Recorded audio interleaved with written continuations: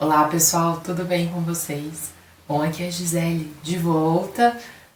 Um intervalo um pouco maior do que eu achei que seria entre o último vídeo e esse, mas enfim, 2021 está acontecendo. Tô aqui com o meu chazinho, pro pessoal que sempre pergunta e fica curioso, é o mate de pêssego, um clássico, e é isso. Então eu pensei que para fazer essa volta para o canal, a gente podia talvez conversar sobre as minhas leituras favoritas da primeira metade do ano. Não tô lendo tanta coisa quanto eu gostaria, tem muita coisa na minha pilha de coisas que eu tô com bastante vontade de ler, que eu espero ir retomando nesse segundo semestre, vamos ver como que vai ser. E, enfim, minhas leituras estão esquisitas, mas eu acho que tem uma pilha bem legal de coisas aqui, de indicações bem legais, então tô empolgada para falar sobre elas. E bom, eles não estão em nenhuma ordem muito específica, acho que estão mais ou menos na ordem de leitura na realidade. Vamos lá então. O primeiro é Os Viajantes, da Regina Porter, saiu pela Companhia das Letras com tradução da Juliana Cunha.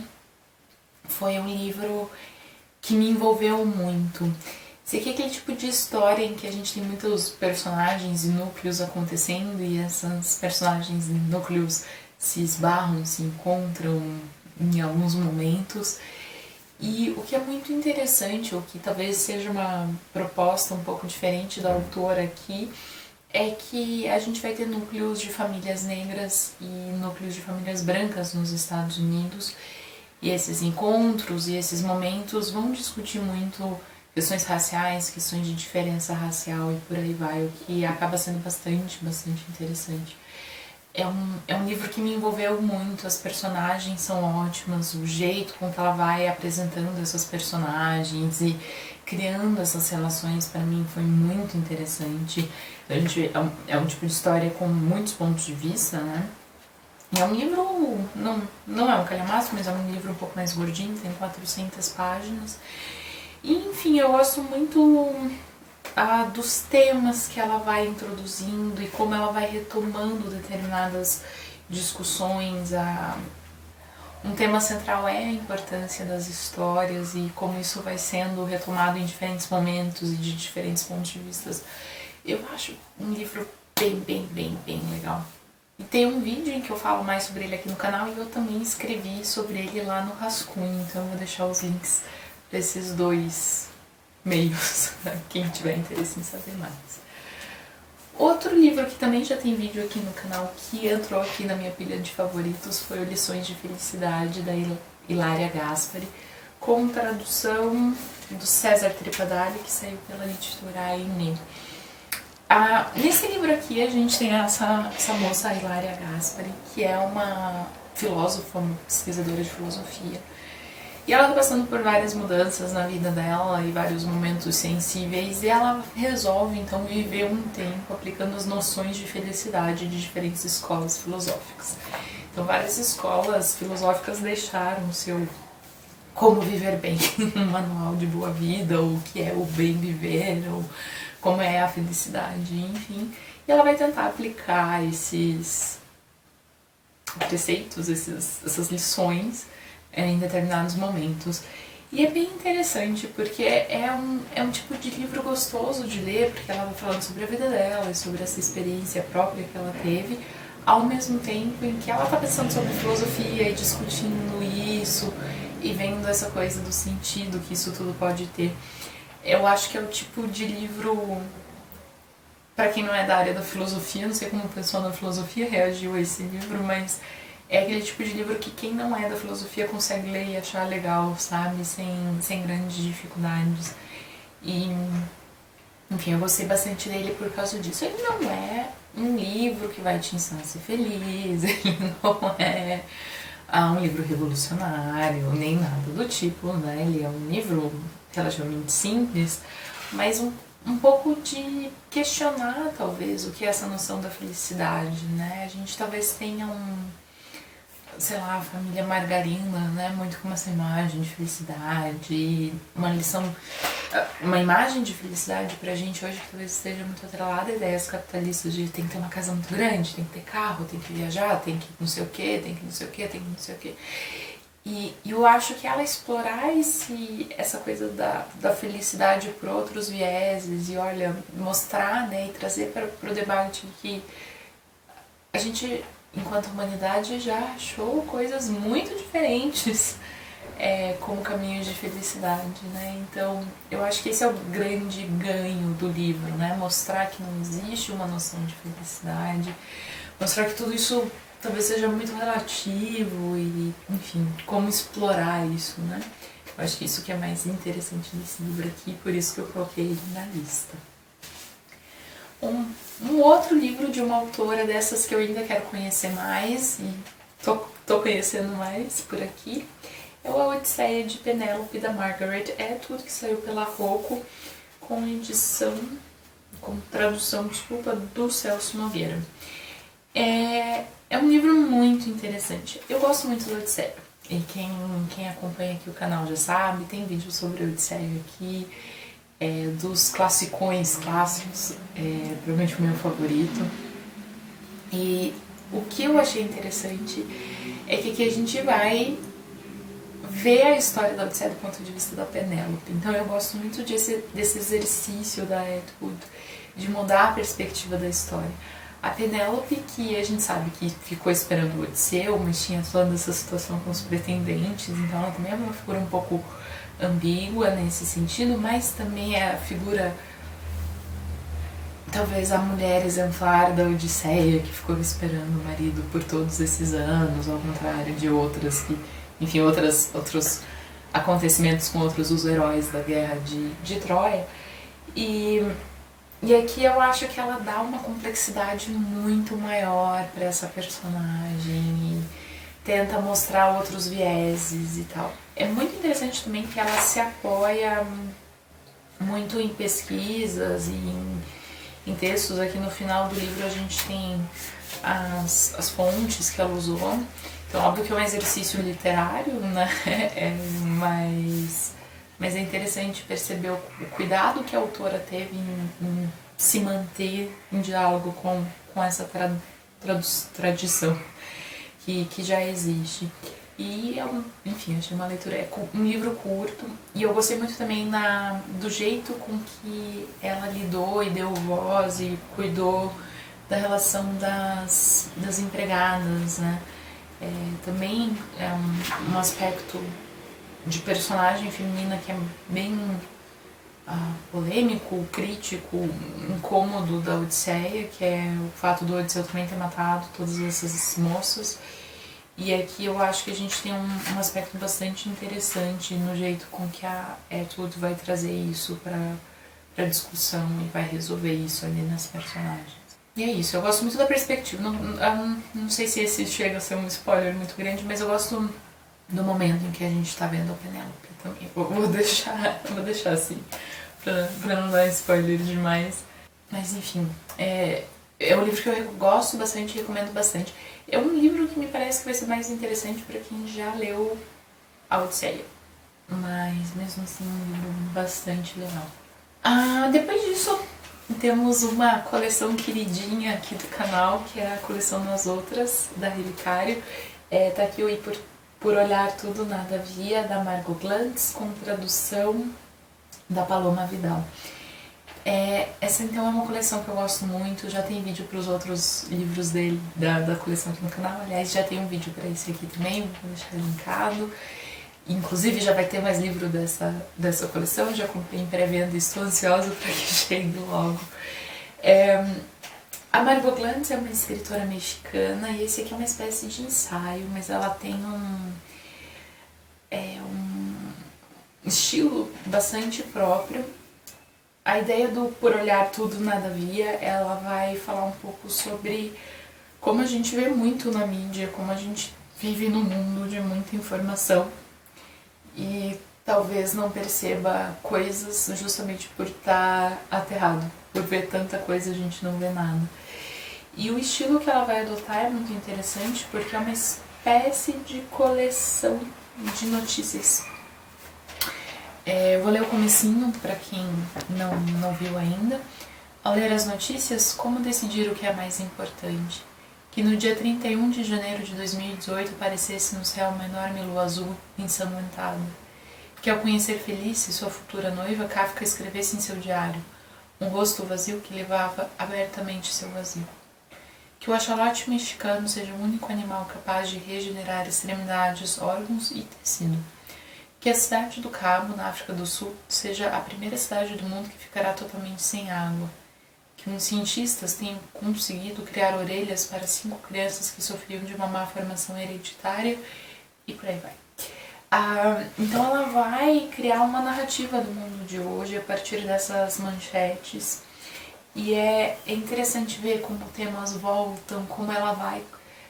apesar dele parecer um texto frio, um texto cansativo, talvez é muito pelo contrário, né? A sequência, o contraste que ela faz ao apresentar dois temas próximos um do outro, a maneira com que ela coloca muito sutilmente um comentáriozinho aqui, um comentáriozinho ali, os temas recorrentes, enfim, todo esse tipo de padrão começa a criar muitas camadas nesse texto que parece tão simples, né? E é um livro fascinante, o tipo de livro que eu acho que cada vez que a gente relê, a gente vai continuar ganhando interpretações, e o tipo de livro que eu tenho a sensação que vai envelhecer muito bem. Eu acho que é um livro que vai dizer muito da nossa época pro futuro. Sempre é difícil dizer esse tipo de coisa, né? Mas me parece que vai ser um livro bem poderoso pra frente também. Eu acho que num caminho semelhante a esse da Margot Glantz, nesse sentido de retrato do tempo, tá aqui o Summer, da Ellie Smith, foi publicado pela Penguin. Essa minha edição, e infelizmente não temos tradução dessa coleção ainda. Esse aqui então é o 4º volume dessa coleção, começa com Autumn, Winter, Spring e por fim Summer, que é a quadrilogia das estações da Ellie Smith. E ela tenta fazer um retrato de seu tempo, pensando aqui em Brexit, e aqui a gente já começa a chegar no comecinho da pandemia de Covid, o que é bem interessante. Aqui ela faz um experimento de publicação rápida, né? Ela conversou com o editor dela e tentaram ver qual era o intervalo mais curto de tempo em que eles conseguiam produzir um livro, e a coleção inteira gira ao redor disso, de publicações mais rápidas e, portanto, mais próximas ao momento, né? E o que eu gosto muito da série como um todo, eu achei esse aqui um final ótimo pra série. Algumas personagens voltam aqui. Eles são livros que dá pra ler sozinhos, assim, mas acho que nesse caso é mais interessante, já ter lido os outros. E a gente tá num momento talvez um pouco pessimista aqui, né, de todos eles, o que é curioso ser justamente no verão. E aqui a gente vai acompanhar principalmente uma família com 2 irmãos que pensam de jeitos bastante diferentes, mas mesmo assim tem uma relação afetiva em parte bonitinha, em parte problemática.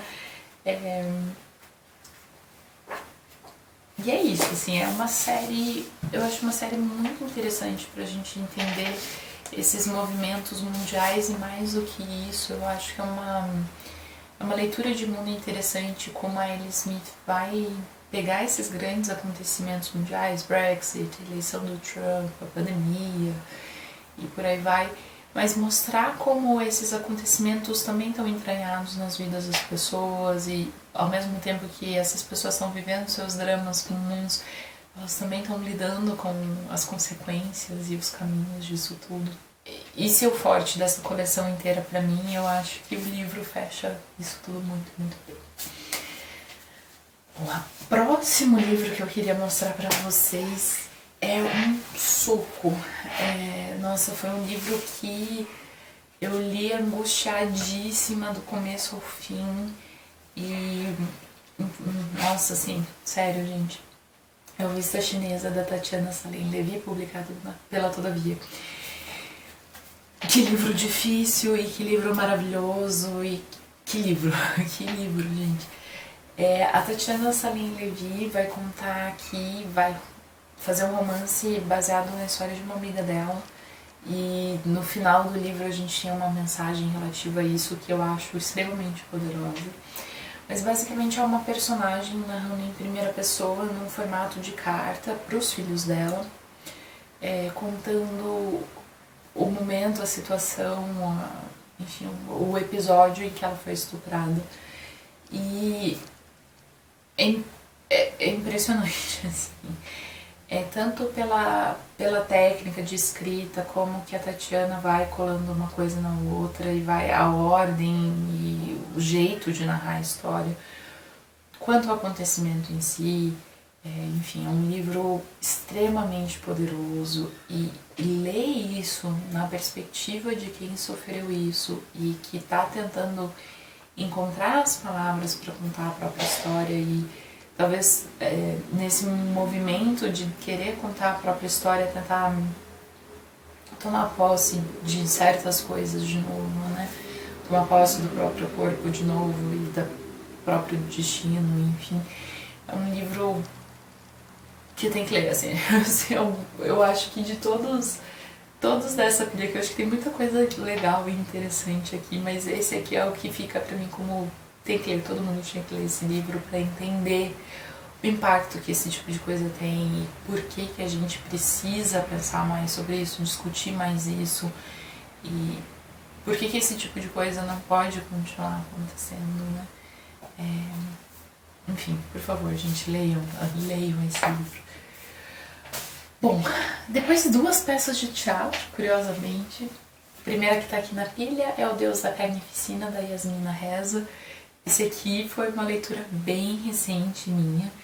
A tradução é da Mariana Delfini e saiu pela Aenê, e é maravilhosa, é maravilhosa.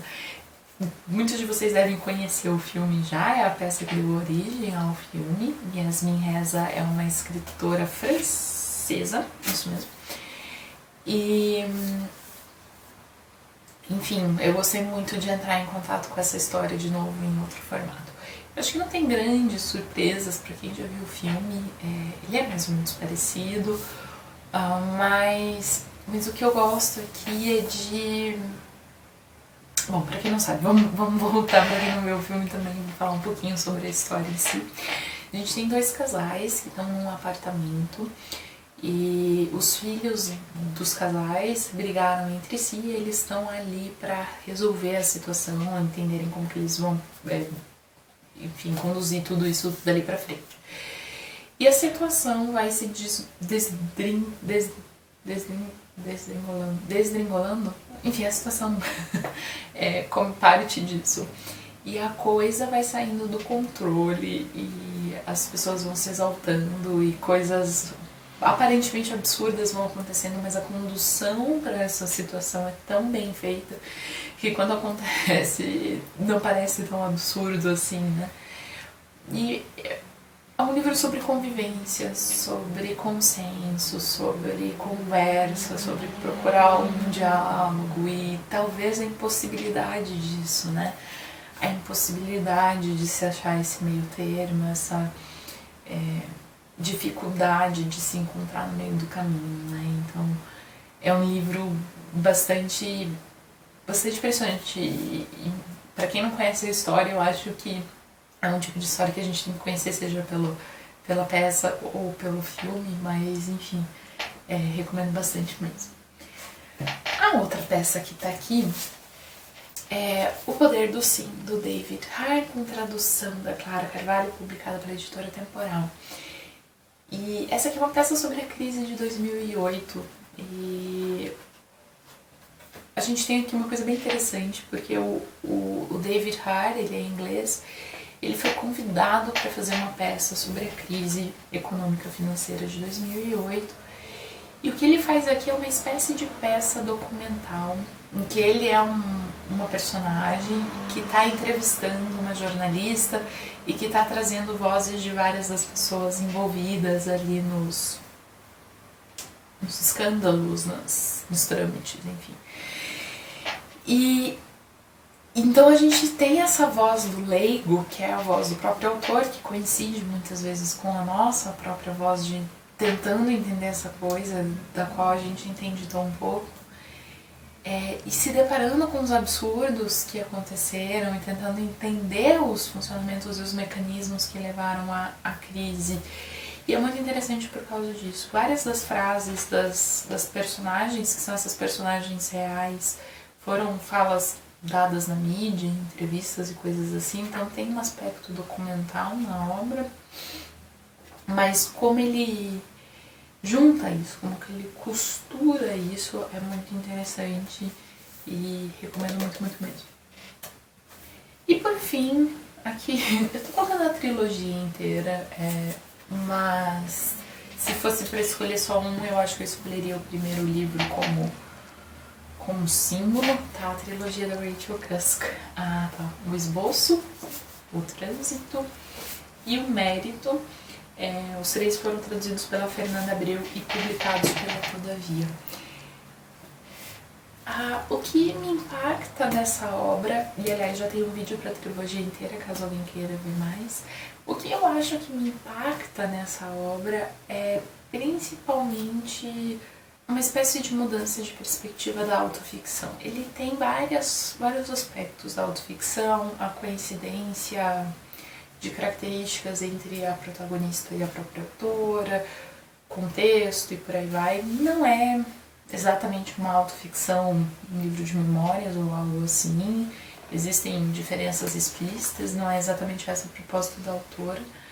Mas ele tem um quê de autoficção bastante forte, uma semelhança bastante forte. Só que, ao invés de ficar falando sobre si mesma e narrar o seu próprio ponto de vista, essa narradora em primeira pessoa vai narrar principalmente os encontros, os diálogos, as conversas, as situações que ela tem com outras pessoas. E aqui é interessante porque é uma formação bem mais sutil dessa narradora e dessa personagem, porque a gente raramente tem a impressão dela, o sentimento dela, a gente tem em alguns momentos, mas é muito mais sobre criar a imagem dela pela reação que ela tem com o contato com os outros, pelos diálogos, pelo que ela ressalta, pelo que impressiona, pelo que, enfim, como que ela vai conduzindo essas situações sociais diferentes. E então é um exercício de perspectiva narrativa muito interessante e complexo, eu imagino, para a autora fazer, que é uma delícia de ler, é diferente de ler uma autoficção clássica. Mas tem uma coisa parecida, para quem gosta de autoficção, tem um quê parecido, mas é diferente. Enfim, é um livro que eu gosto por causa disso. Acho que ela também toca em alguns assuntos atuais, mas de todos, provavelmente aqui, um dos mais desapegados dessas questões atuais. Ainda que elas estão presentes, né? Elas estão ali nos diálogos, eu acho que os livros não são sobre essas coisas. Enfim, pessoal, tem um vídeo inteiro, bem longo, sobre a trilogia, para quem quiser saber mais. E essas foram, então, as leituras mais interessantes do meu primeiro semestre. Me contem se já leram alguma dessas coisas e o que vocês acharam. Espero que vocês tenham gostado do vídeo e até a próxima. Tchau, tchau!